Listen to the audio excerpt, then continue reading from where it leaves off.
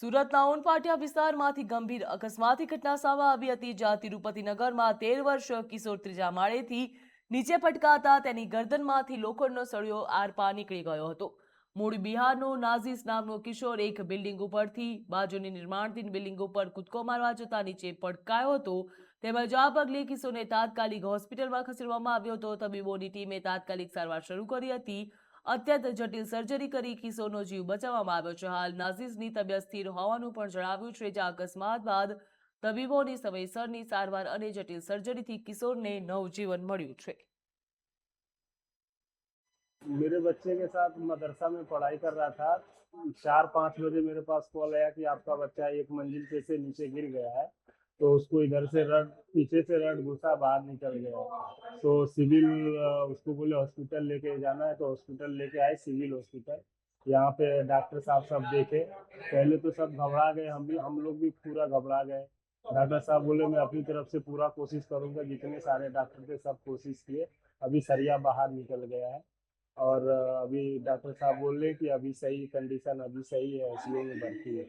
एक 10 વર્ષનું બાળક જે ત્રીજા માળ પરથી કન્સ્ટ્રક્શન સાઇટ પર પડ્યો હતો અને બીજા માળ પર એક ખુલ્લા સળિયામાં પર પડ્યો હતો. આમાં સળિયો એના પાછળના ભાગમાંથી ઘૂસીને મોઢામાંથી બહાર નીકળ્યો હતો. ઓન સાઇટ એ લોકો સળિયો કાપીને સળિયો મોઢામાં હોય એ કન્ડિશનમાં સિવિલ હોસ્પિટલમાં લઈ આવ્યા હતા.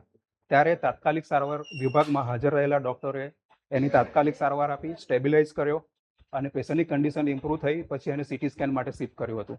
સીટી સ્કેન થયા પછી એને તાત્કાલિક ઓપરેશનમાં લીધો હતો અને ત્યારે ડૉક્ટરોની આખી ટીમ હાજર હતી. યુનિટના senior consultant doctor Prakash Patel, plastic surgeon doctor Nilesh Kachhadiya, doctor Deep Shah, doctor Ritik Jivani, doctor Kaushal, anaesthetist team અને એએનટી સર્જનની ટીમ, આ લોકો હાજર હતા અને એમની બધાય ભેગા થઈને 1 કલાક સુધી ઓપરેશન ચાલ્યું હતું. અને આ ઓપરેશનમાં સળિયાને સફળતાપૂર્વક બહાર કાઢવામાં આવ્યો હતો. લોહીની કોઈ મેજર નળીને કોઈ ઇન્જરી થઈ હતી નહીં, વાસ્ક્યુલર ઇન્જરી હતી નહીં અને સલાઇવરી ગ્લેન્ડમાં થોડી ઇન્જરી હતી, જેને ઈએનટી સર્જને રિપેર કરી હતી અને જે મસલમાં ઇન્જરી હતી તેને રિપેર કરવામાં આવી હતી.